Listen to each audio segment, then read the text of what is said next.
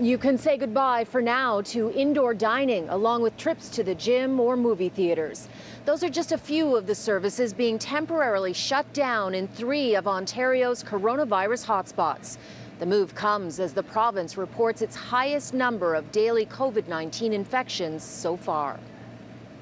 939 new cases are being confirmed, eclipsing the previous high of 797 from yesterday. Meanwhile, the 5-day rolling average has also reached a record high of 696. 5 additional deaths have been recorded. The province's death toll is now just 3 shy of 3,000. And those numbers are the reason the Ford government is toughening up restrictions again.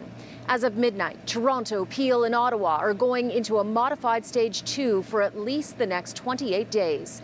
The advice to people in those areas: stay home unless it's essential. The pandemic has picked up speed at an alarming rate. My friends, the situation today is extremely serious. The Premier has been grappling with the push and pull of health versus the economy. But now he says the data presented to him by health officials forced him to act. The projections paint a grim picture.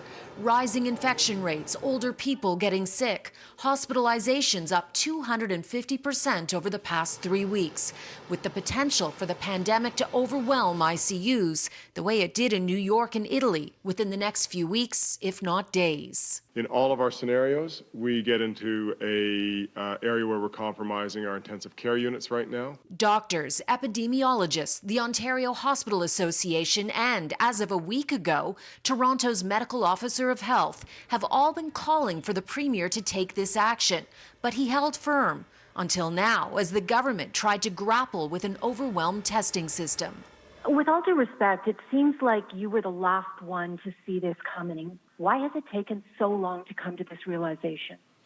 Well, I take the advice, and I always will, off our health table, our scientists, our epidemiologists, and I got advised last night.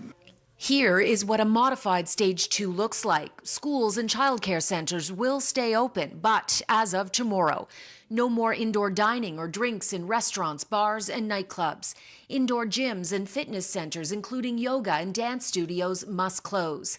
Casinos, cinemas, performing arts centers will also be shuttered. Hair salons can stay open, but grooming services are only allowed if a mask stays on. And after this Tuesday, weddings can only have 10 people indoors and 25 outdoors at event spaces. As his voice crackled with emotion, the Premier acknowledged today's announcement will be devastating to many and promised $300 million to support small business.